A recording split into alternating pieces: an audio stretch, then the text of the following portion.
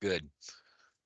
All right, we'll get started here. So today's session is, as Andrew talked about earlier, we're introducing solvent cement and primers for the U.S. market, um, soon to be coming to a warehouse near you. So today, the topics that we're going to cover are, we're talking about PVC, solvent cement and primers. So that is a way of joining pipe and fittings together. So we'll talk a little bit about the types of pipe to pipe and pipe to fitting joints that many of us are already familiar with and might be a little bit new for some of our folks in the audience. What is a solvent weld joint? What are the process? What are the steps in making a solvent welded joint? Then we'll talk about the manufacturer of our product, and then we will also talk about the item numbers and the products themselves. So joint types. One that Westlake is very familiar with as a whole is the gasketed joint, or what we call integral bell. This means that the bell end of the pipe actually has a rubber type gasket in the bell itself. So when another piece of pipe is is slipped into that bell, the gasket actually makes a seal by contacting the pipe surface of the pipe that was slid into it. And you can see where it's circled there at the upper right hand picture. That's just a typical integral bell with gasket seal. Now, there are a couple of drawbacks with that. It is unrestrained. So, due to pressure surges or expansion and contraction, it can actually come apart. Okay, so things like thrust blocking, which is using concrete restraints, or mechanical joints, which you can see pictured there. These are pretty large, usually large mechanical and fairly cumbersome restraints to keep the pipe and the keep the pipe joint from separating. The pros of this type of joint, it's pretty relatively a fast assembly, and they're very dependable. The cons, as I mentioned before, is that restraining mechanism that you need to use, whether it be concrete or mechanical joints. They can cost quite a bit of money, and they take quite a bit of time. During the assembly, if the installer isn't careful, they can roll or actually cut or damage those gaskets as well. One that we actually see out there now, Westlake does not have high density polyethylene or HDPE pipe and fittings. The Brownsville location, Brownsville Legacy Lasco, does have a couple of items. One is which is pictured on the right as an HDPE transition union. And how is that joint made? The most typical type of joint is what's called a butt fusion weld. And you can see what that looks like in the center photo. To the left is some of the equipment that you can see that's required to make a butt fusion weld. The pros to this type of joint is it is restrained, so it does not require mechanical joints or thrust blocking. The joints are pretty strong if they're done correctly, and there are no gaskets or mechanical connections. The cons is it is pretty high cost. That fusion equipment and the fittings, if there are fittings involved, are fairly expensive. It has a pretty long learning curve, requires a lot of training and time to learn how to do it right. And the bond itself, the fusion process, is very sensitive to cold, wind, and dirt. And as you can see in that photo on the left, that gentleman that's making that connection is outside. So it's very weather dependent, and a lot depends on the weather conditions at the time. So we're talking about solvent cements and primers to make a solvent weld joint. So what is a solvent weld? Well, it's actually a chemical weld of the surfaces between the pipe and the fitting. You'll hear it typically, people will ask for glue or they'll say, I glued the joint together. Strictly speaking, it's not glue where you would have an adhesive that joint, that acts as a sticky surface that joins the two pieces together. This is actually where the surfaces are slightly melted, and then during the curing process, they mix together. It's a chemical weld. So it's a very strong and relatively easy way to connect pipe and fittings or pipe to pipe. The pros, it is a restrained joint, so no mechanical joints or thrust blocking is required. It's relatively inexpensive for the cost of cement and primer compared to mechanical joints. Less labor and time to assemble. Um, it's fairly easy if one is trained right. They can learn pretty quickly how to make very good solvent weld joints. You don't have the gaskets, and it's also very forgiving in difficult environments. Um, some of the cons, if you will, larger diameter pipe and fittings are a little bit hard to work with. It certainly does require more than one or two people, depending on the size. Installation error is the biggest problem, where they fail to follow the proper steps to make a solvent weld joint. Relatively short work window. So once primer and cement is applied, it's a pretty short period of time to make sure everything is lined up correctly before it starts to set. So, and once it's done, well, it's not adjustable. It's you can't just take things apart. We are running into things in the I would say governmental and environmental circles about volatile organic compounds or VOCs. Probably not something that we're going to have to deal with, at least in the near term future. Um, and then storage and expiration date. These products do have a shelf life, which is going to be printed somewhere on the can or the label. So what are the basic principles of this? These four steps are a pretty quick way of showing what happens with in the solvent welding process. So the first step, the joining surfaces are softened and made semi-fluid. This is done with the primer, which we'll be talking about a little bit earlier. But the primer has a lot of solvents in it that quickly starts to penetrate those surfaces and soften them up. The second step is using the solvent cement applied to those surfaces, and it also fills any gaps between the pipe and fittings that might exist. The next step is the assembly of the pipe and fitting is made while the surfaces are still wet. As I said before, this is kind of a time-sensitive process. And then finally, after the fitting and pipe is joined together, that joint strength develops as the solvents escape from the joint. So those smelly solvents that also work to soften those surfaces, they evaporate. And with that evaporation, that's part of the curing process.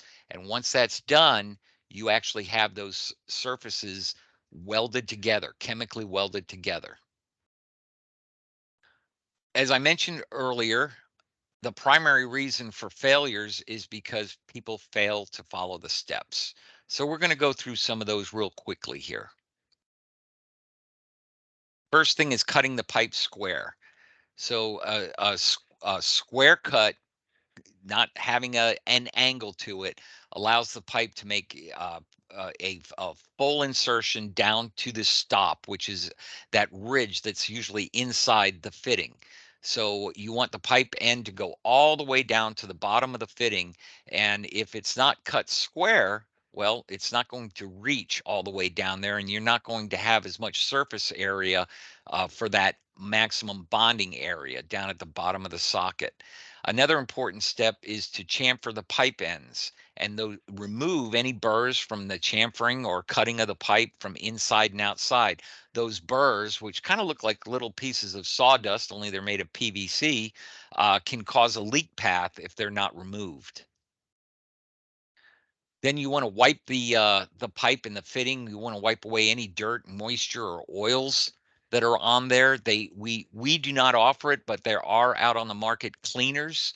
If it's particularly a job site that has a lot of oils or contaminants, they can use a cleaner first, but usually a dry rag will be sufficient.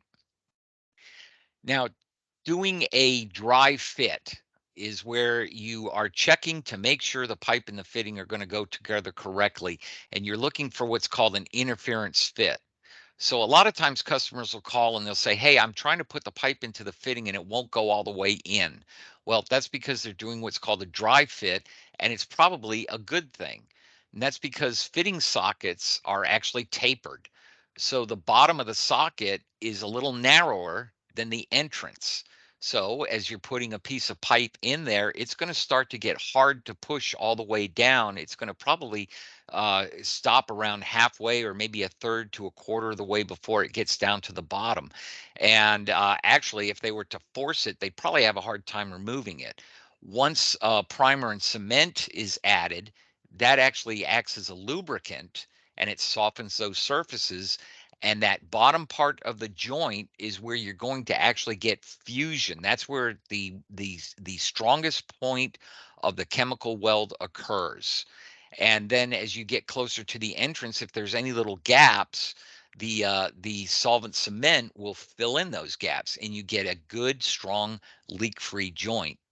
So if a customer says, "Hey, I'm only getting it a third or two-thirds of the into the socket, I can't get it all the way down to the stop on a dry fit," that's a good thing. So the first step, and we're talking about what's called a two-step process here, meaning you're using both primer and cement. So the first step is applying the primer to the socket of the fitting and the pipe, and on the pipe surface. And I alluded to it earlier, but the purpose of primer is to soften those surfaces. They start turning them into a semi-liquid just on the surfaces. And when you see that applicator that you see in the picture here, there's actually a rule of thumb for the proper size applicator when you're doing this process. And that rule of thumb is that it should be about half the pipe diameter. So for example, if you have a 2-inch piece of pipe, the applicator width should be 1 inch in diameter, and so forth. If it's 4 inches, it should be a 2-inch diameter applicator. So the steps, as you can see here in the pictures, the first step is you would apply the primer to the fitting socket, and notice the instruction says aggressively. A lot of times people kind of shortcut on this, and they just put a quick little wipe of primer on the surfaces. No, it needs to be. You need to use plenty of primer and aggressively work it first onto the into the fitting socket, then onto the end of the pipe, and then once again in the fitting socket. After that, you want to move on to the next step while the primer is still wet. You don't want to let it dry. And the next step is applying the solvent cement. Now we're actually going to do it the opposite here. The first application is going to be on the pipe, just a nice even layer. Then you're going to put a medium layer, not really dip it in and put a ton of cement onto the inside of the fitting socket. Then you're going to add another layer, a second layer onto the pipe end. The reason for this is because any extra cement will push its way to the outside and go onto the surface of the pipe instead of pooling up on the inside of the fitting and possibly causing it to weaken. Then immediately, while everything is still wet, you push the fitting onto the pipe all the way down to the stop.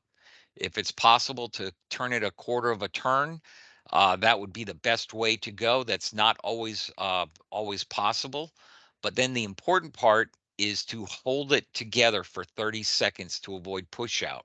Remember, I'd mentioned earlier that the sockets on the fittings are actually tapered.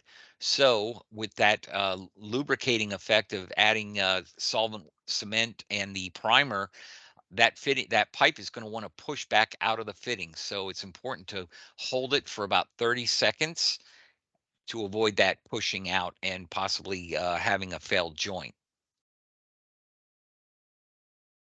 And then finally, using a rag, you're removing that excess solvent cement from the pipe in the fitting. Um, some people like to they think that adding leaving a big, you know, bead of cement on the outside means it's a stronger joint. That's not really true. Just clean it off, and then you avoid disturbing the joint. So you just leave it alone until the set time has been reached. And we'll go into that in just a second. And then the cure time is when the pipe and fitting can actually be put under pressure. So set time, that's the time necessary to allow before the joint can be handled. So, for instance, if it was going down into a trench and they were assembling the pipe and fitting joints above ground, they need to wait till the set time has passed before they start handling that and dropping it down into a trench. But then they're going to want to start to test it. Well, in order to do that and put pressure into the pipe and fitting system, they need to allow the cure time to take place. So that cure time is the time allowed before they can begin their pressure testing. So set time is when it can be handled, and then cure time is when it can actually be pressurized. So the important thing is follow the steps. I do a lot of failure analysis here. It is part of my role in technical services. And when it comes to leaking joints or separation of joints between pipe and fittings, it's rarely the cause. Rarely are the pipe or the fittings the cause. It's a failed solvent weld joint where they failed to follow the steps. Taking shortcuts and not following these steps is 99% of why solvent weld joints fail. So the products that we are beginning to sell here soon in the US market, where are they made? Well, it's manufactured by a company named Sluter, pronounced Sluter. They were founded in 1965, so they've been around for a while, 58 years, and located in Ontario, Canada. And what they do with our company is they are private labeling their cements and primers. So it'll have the Westlake Pipe and Fittings brand on the cans. Now, this is nothing new. NAPCO has been selling DWV solvent cement and primers in the Canadian market for many years. And the picture here, you can see examples of the private labeling where the NAPCO logo is on the cans of cement and primer. And now you can see examples of what our labels will look like. So talking about the products, let's start off with primer. Now this is going to be available in 16-ounce pint cans and 32-ounce quart cans. Now primer is used for the two-step solvent welding process that I just talked about. So that first step, if you will, is putting the primer on the surfaces, and then the second step is the is applying the solvent cement. We're going to have two versions of primer out here. Uh, the one on the top is going to be purple primer, and the label on the bottom is clear. So why are there two different versions of this? Well, uh, purple primer is typically used in the plumbing, irrigation. It's actually it's probably the more popular used primer of the two, because if an inspector is involved, they want to be able to easily see that primer was applied to the pipe and fittings so that a proper solvent weld joint was performed. Now, clear primer, we're going to mostly probably see in the pool and spa side of things. This is where they have exposed pipes and they don't want to see that purple coloring on the pipe and fitting systems. This is going to be used on both pressure pipe and fittings up to 12-inch. So your Schedule 40 white, Schedule 80 gray fittings, DWV up to 24-inch, and then also for CPVC Schedule 40 up to 2-inch. So cements. The first one we're going to talk about is a clear solvent cement for PVC. It's what's called medium bodied, and what we're talking about there is actually the thickness. So this is going to be your probably the most popular. It's going to be a like you would see even when you if you went to the hardware store. It's going to be a medium bodied clear. So it's semi thick. It's not a liquidy watery type of consistency. Very popular in pool, spa, irrigation, plumbing. The pipe types that we talked about here, as far as 1785, this is your typical Schedule 40, 80, and DWV pipe. We also have pipes that are D2241. It's still PVC. So this solvent cement can be used for those applications. But mostly you're going to see it for Schedule 40, Schedule 80, and with the medium bodied, it's recommended for use up in diameters up to 4 inch. So your smaller diameters, half, three quarter, one, all the way up to four, this would probably be the best cement to use for that application. And for DWV, you can go all the way up to 12 inch with this. Those are DWV, meaning drain, waste, and vent, no pressure. This is also 16-ounce pint cans and 32-ounce quart cans. Then we have a heavier bodied gray cement. This is still for PVC. However, this is going to be more for your commercial applications like large commercial pools. Think of your Olympic sized municipal pools, water parks, things with larger diameter fittings and pipe. Industrial plumbing would be another one. Typically, where they're going to be using Schedule 80 higher pressure applications.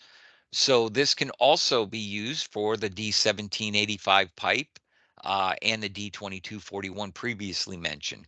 But mostly people are going to order this for those higher pressure, larger diameter commercial applications.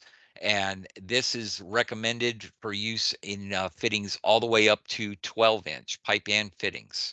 And then for DWV applications, all the way up to 24-inch, which is getting pretty big.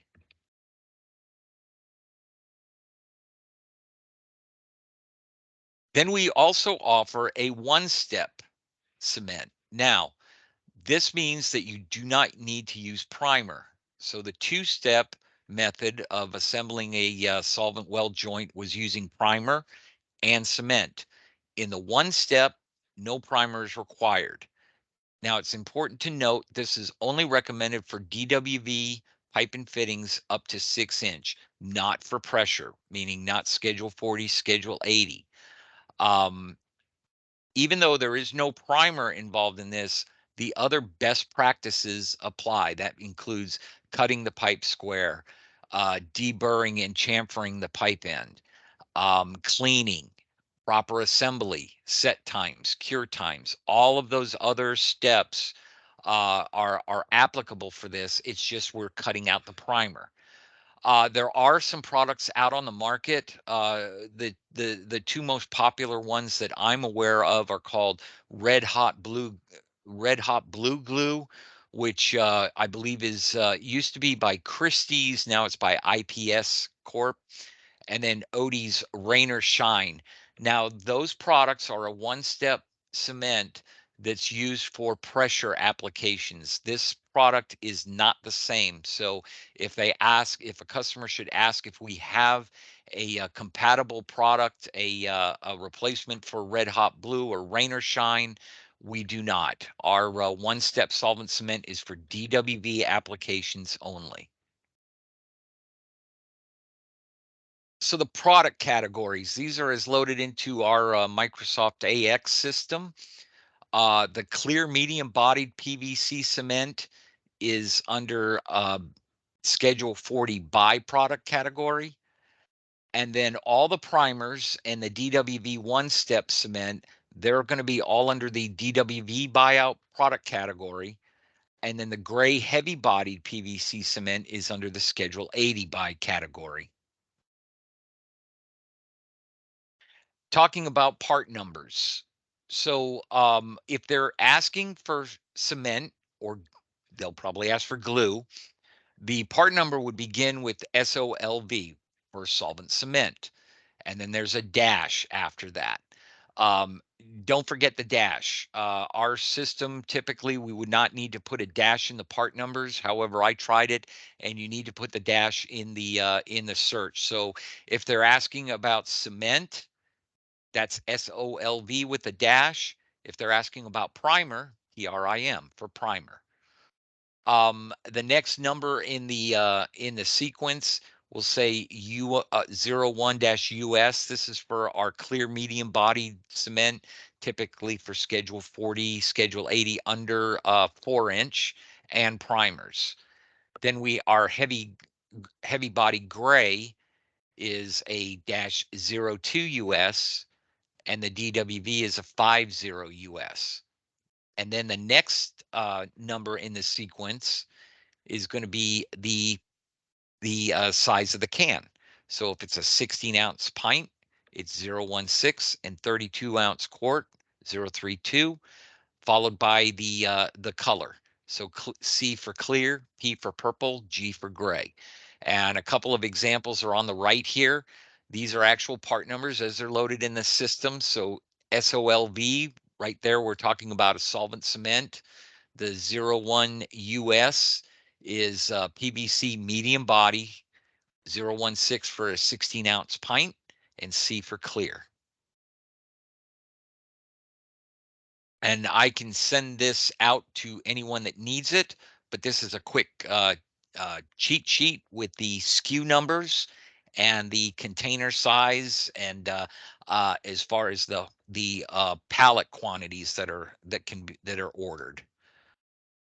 As far as the carton quantity, these have 12 cans per carton, whether it be the 16-ounce pints or the 32-ounce quarts.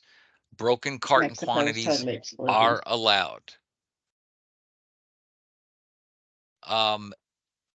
This product category is for U.S. shipments only. So our customers in Mexico, I'm afraid, are excluded for now. And any Canadian customers that we have, those orders need to be forwarded to our Canadian customer service. Canada has different label requirements for primer and cements. So any of our customers in Canada that order, you're going to need to forward that portion of the order to our customer service friends in Canada. Do I have any questions?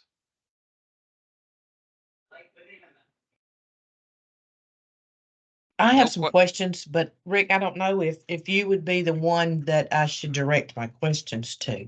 Well, please, we have other folks here other than me, product managers that are on this call. So please answer ask your question. Okay, I've noticed that the different part numbers, whether they're used for Schedule 40, Schedule 80, or DBV, are in those respective product categories. I'm wondering if that's a good idea or if we should have a product category that's just for solvent cement or come up with a name. And I'm also wondering if the other companies that have been selling primer and pipe dope, whatever you call it, if those are rebatable categories. That I do not have an answer for you on that. So we're still kind of working on, as I understand it, we're still working on the pricing for this. So Okay. is a multiplier going to apply? So for instance, they have a Schedule 40 multiplier applied to a list price. I think that's still going to be forthcoming Okay. because yeah. All right. And two, say, we've got some pretty hefty Schedule 40 and DDBV rebates. If they are in a Schedule 40 or, if they're in one of these rebate categories or product categories that's getting rebates, that too would be factored in. Yes, it would. If the system right now is set up to where they get a rebate right across the board for all Schedule 40 products, then yes, that could potentially happen. But I really don't have any. I don't know how to answer your question as far as pricing goes on this category yet. Okay, so that'll be coming. Maybe we're just not there yet with the decision-making group. I think so. All right, Rick, I missed part of this. I had to check out for a few minutes. Did we ever get a final answer on this shipping parcel? Oh, good I think question. I think we're going to have to probably get with Norma and find out what requirements UPS might have, as well as our shipping partners, because these I believe these are considered flammable products. There's certainly a chemical, and that is probably still going to have to be worked out as well. Okay. Do we know what Canada does? I do not. I can ask Geo, their customer service manager, how they handle it when order entry anyway. They may also have different legal requirements with the transportation. We know their storage requirements are not the same, and their labeling requirements are not either.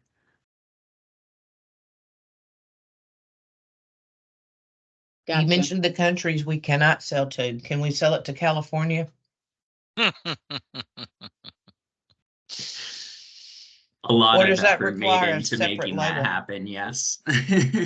As far as we that actually that's a good question, because the low VOC, the VOCs that I mentioned earlier are is becoming, is going to be something that's going to gain quite a bit of traction. It already has in Canada, but to my knowledge, these products are able to be sent and used in California. There's not a statewide requirement. There are some local jurisdictions that have issued lower VOC levels than the rest. Chances are, as time goes on, that requirement will be adopted by other neighboring jurisdictions, and then it'll kind of spread. But as of right now, it's a relatively small region in Southern California.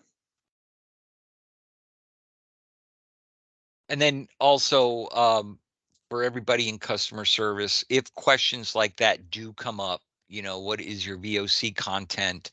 As always, refer that to technical services, and we'll be happy to jump in.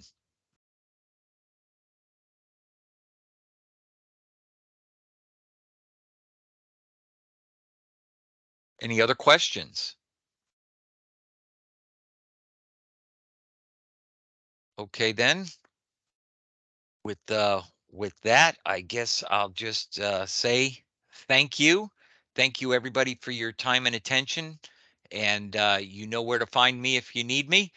But as well as you can always send an email to technical@westlakepipeandfittings.com, and either myself or anybody in technical services will jump on it and get you the answers you need. And thank you very much for your time if there's no more questions. Thank you, Rick. Thanks, Rick. You bet.